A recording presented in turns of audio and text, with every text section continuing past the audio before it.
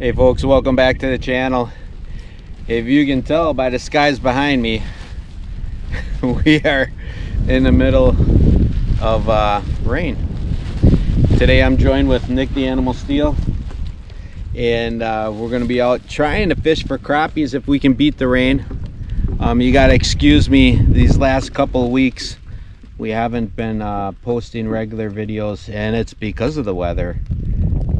Wisconsin got hit hard with a couple of really heavy storms that came through the last couple of weeks. I had a lot of trees go down around the cabin and in the area, but luckily nothing has damaged the cabin or anything like that, so we're doing good. And that's kind of why I threw a product review in there last week. I think I'm going to save those product reviews for weeks when we have crappy weather, then at least that way I can stay in contact with you guys. But today we're going to go ahead and soak a couple crappie minnows, and we're going to see if we can get some crappies to bite here real quick before the storm rolls in. Hopefully the rain stays off for a little bit. Right now I have my windsock thrown over my shoulders for a rain jacket, and Nick was smart. He went ahead and brought a rain poncho. So we're gonna go ahead and soak some minnows and let's see if we can catch some fish. So here's the method that we're using. Give me a second to get control of this minnow. We're using just a crappie minnow, and we're hooking them through the bottom of the jaw and then coming up kind of right before the eye. So we're keeping them lively like that. You don't want to go too far back. You don't want to brain them. But we're going to use a slip bobber. And you can see out there, Nick has already got his slip bobber in the water next to that yellow marker that we have sitting in there. But basically what we're doing is just casting into it. That's marking an area of submergent vegetation where we are hoping that the crappie will be.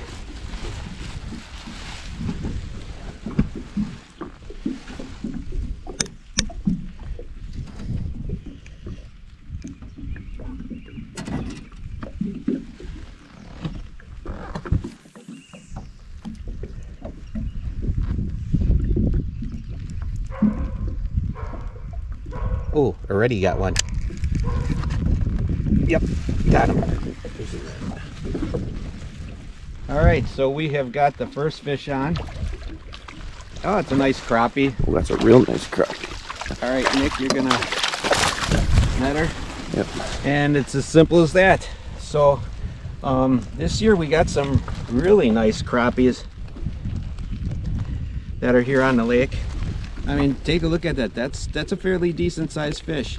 I'm gonna go ahead and measure it, and we'll get a measurement on this guy and show you what kind of fish we're catching today. Okay, we're gonna hold it up there, and that's a good eater size. That's a 12-inch crappie, so it'll be a good one to put in a fry pan. All right. We'll fill up the live well and get back to you.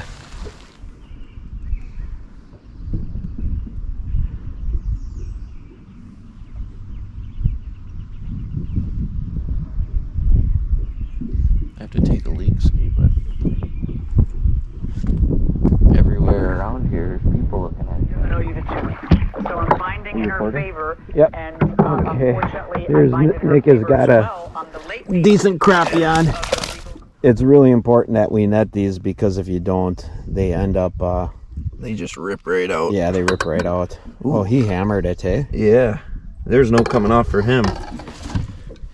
But yeah, it's good we got that on recording. That was kind of last second. Yeah, I barely got the camera on and you already had it up to the boat. Yeah, he didn't even know he was hooked.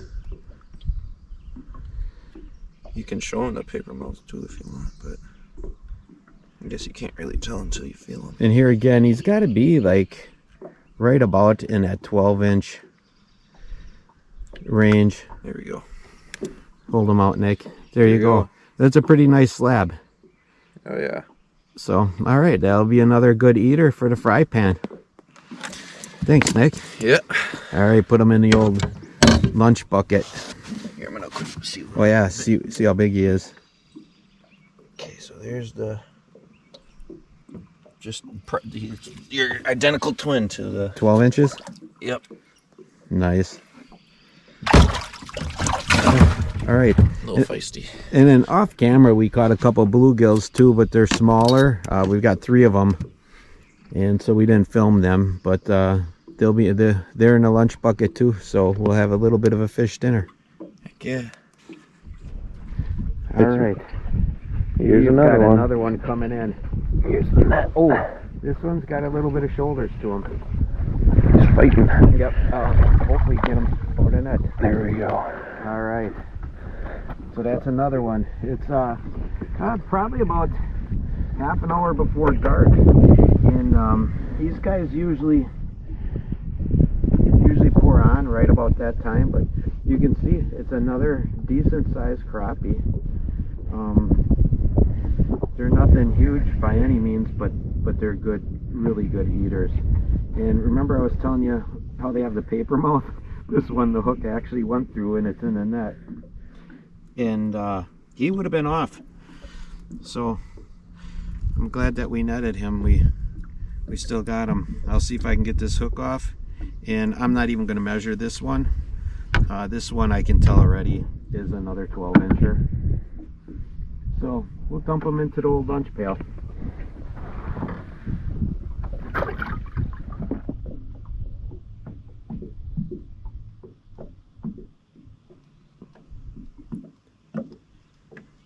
Absolutely beautiful out here, but you can tell by those clouds we got some thunder boomers running in again. So I don't know how long of a video we're gonna make this as far as fishing goes.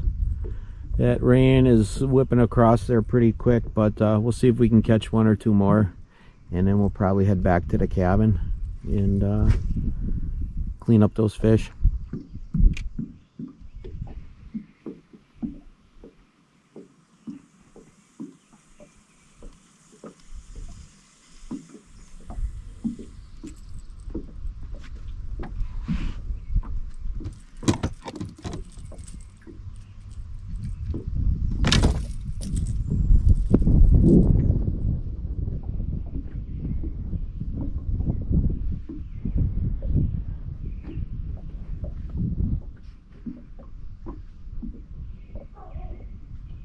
Here we go. This feels a lot bigger. This feels a lot bigger than the last 2. I don't know if it is or not, but Holy cow. Here it comes.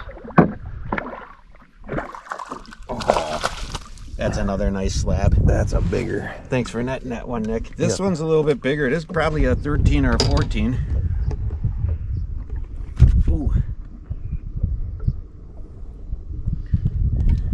But yeah, you can see here's another decent one. We're not knocking them dead by any means, but with that front running in, I think that's kind of got them shut down. But take a look at that. That's a heck of a slab. Yeah, we should get some good meals out of these fish. Call those dinner plates. Another one for the lunch pail. A little feisty. That storm is coming in quick, so yeah, it's kind of cool. Nick and I, we were gonna do walleyes today, and I was talking with Merle from 30 Lake Outdoors and Mark Pro a while ago, and they both said they wanted to come up, and I extended the invitation to have them guys come up and fish here at the cabin. Merle was gracious enough that him and Emily invited me out for an ice fishing trip, so I kind of like to reciprocate. And so Nick and I decided, well, maybe we do a little scouting. Catching walleyes is cool, but sometimes these big, slab crappies like this are a lot of fun too. So we'll give it a couple more minutes. It's really getting dark out here behind the camera. I'm sure that storm isn't too far off, but we don't need to light the world on fire with numbers of fish here. As long as we can get good, I don't know, we got maybe 4 or 5 in a live well. That's good enough for a meal, and by all means we don't want to deplete the resource here either. So maybe we'll give it another couple, 3-4 minutes or so, and then we'll probably pack it up and start heading back to the cabin. What do you think? Sounds like a plan. Yeah. So, all right. I don't know that we'll eat these fish tonight. A lot of people wanted to see a catch and cook, but I think we got pizza on the schedule.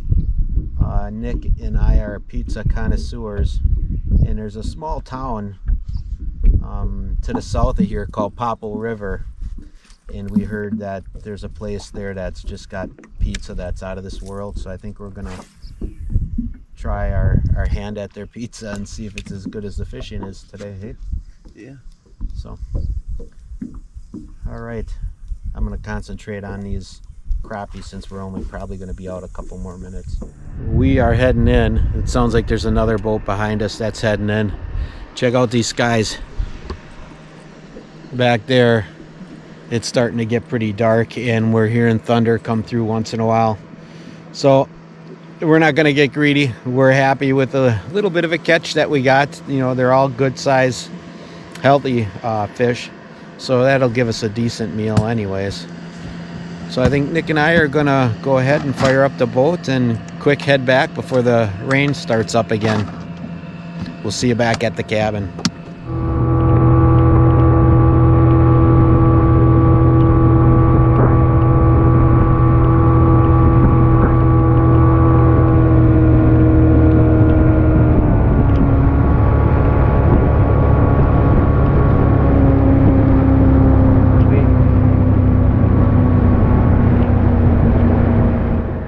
Alright guys, I'm going to show you how I fillet the crappies. And remember last week I did a video on this power station? And this is a perfect example of how you can use a power station in the outdoors. I could use my solar here from the cabin, but this is much more mobile and easier to go. So I'm using an electric knife. I usually just start with a cut right behind the gills, and then just turn the knife flat, and you're just going to ride the backbone all the way down.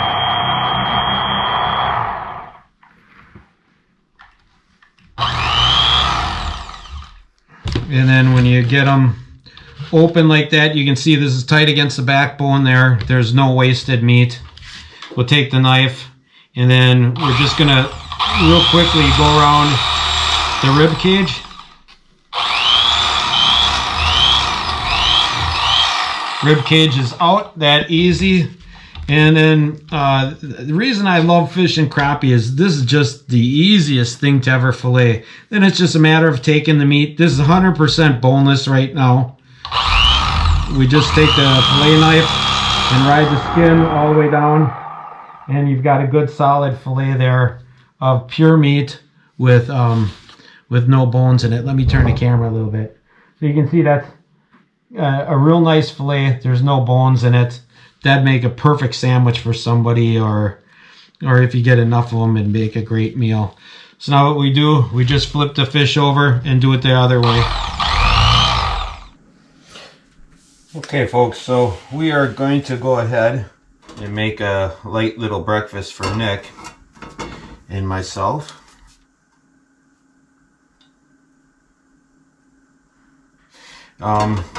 This pan is kind of warped. We've got some of our older stuff up here. I'm going to show you how we're going to prepare some of this crappie. Nick and I are just going to have one for a snack this morning. And what we're going to use is simply a little bit of Crisco. And then we have Shore Lunch fish batter, which is always good. We're going to go ahead, and I've got the stove top already fired up. We're going to heat up some of this oil, and that's what we're going to fry our fish in. So, you know, we have just bare minimum necessity stuff out here today. And normally what I do is I take the fish fillets and I would roll the fish fillet in a mixture of just whipped up egg whites, and then maybe add a little bit of milk. It helps the breading become a little bit more flaky.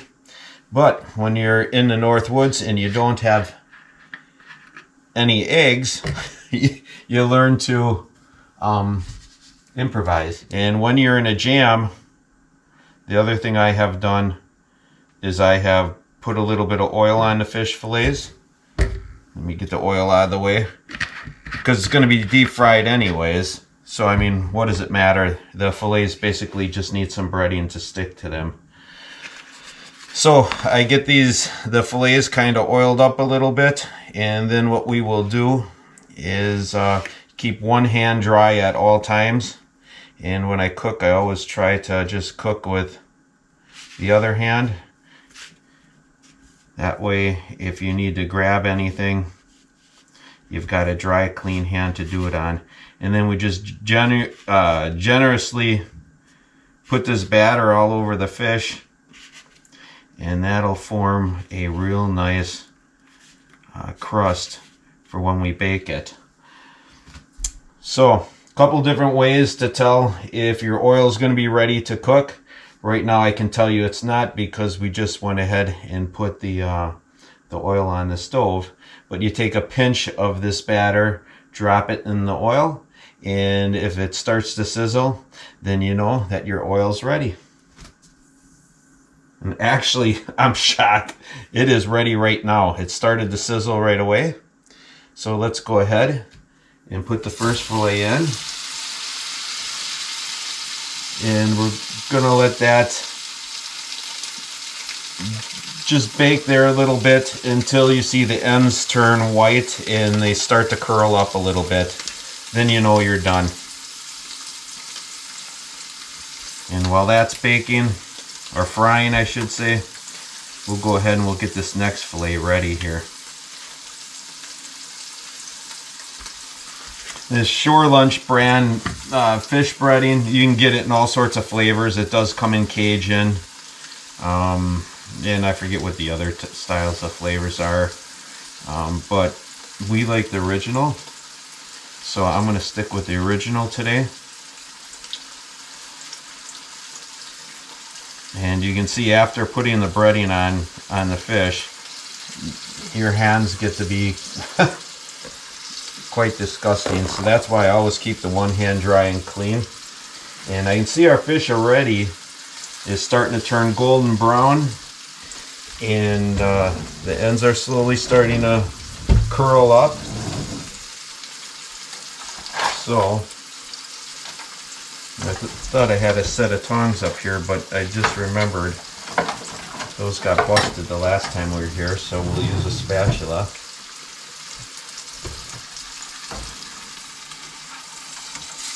We'll go ahead and flip this.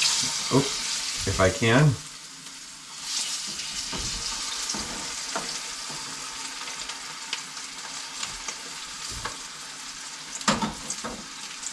And we'll let that fry for a little bit, and then in the meanwhile, what I do is I'm going to go ahead and get a plate with a little bit of paper towel on it, just to soak up any excess oil when I take that fish off out of the pan. So we'll get this ready.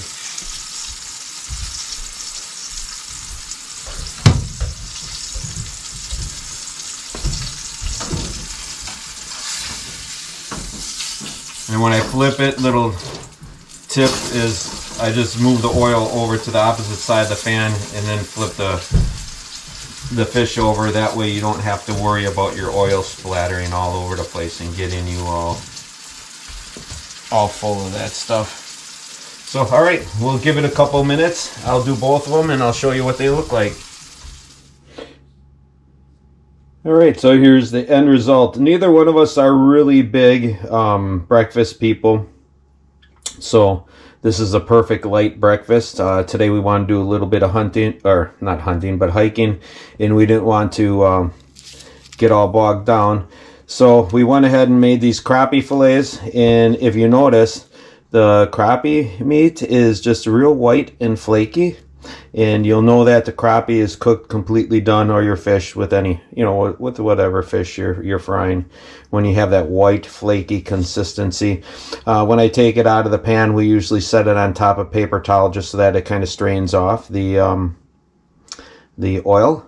And then off camera, I went ahead and harvested these chocolate muffins from the grocery store, and that's what we're going to be having with these, and it makes for a nice, light, easy breakfast. We'll see how Nick feels about the fish, see what he thinks if they turned out all right. So Nick's going to be our taste tester. Nick, tell us what you think. What's this going to taste like for breakfast? Fresh. Yeah? Tastes real good. Yeah. All right. Just last night that was swimming around in the lake, and today we're able to provide for our family. So it'll make for a great breakfast. Oh, yeah. All right, this is just another way that we kind of remain a little bit self-sufficient. Some of the fondest memories I have is coming out here with my boys and my daughters when they were much younger. And we wouldn't bring much more than just our basic cooking supplies. And oftentimes we would live off the land and just eat what we basically caught for the weekend or gathered. All right, guys, Nick and I are done. We're sticking a fork in it. But yeah, we got more rain rolling in. It's been hard getting videos together for you guys because of the rain. And I'll keep putting out videos as long as we've got decent weekends to do it. The last 3 or 4 weekends, I think it's been, we've been stuck with rain, and it's just been horrible. All winter long, I was waiting for the warm season to come so that we could start projects like the bathhouse and stuff like that. And then now that the warm weather's here, we're battling the rain. So we'll see what the future brings. Hopefully we get some nice weather going here. Hey, we got Independence Day coming up here in the States shortly. You guys, happy 4th of July. Happy Independence Day. And yeah, we'd like to thank you all for watching the show. Welcome the new viewers and new subscribers. Thank you so much for your support. We'll catch you next time on Carl's Off the Grid.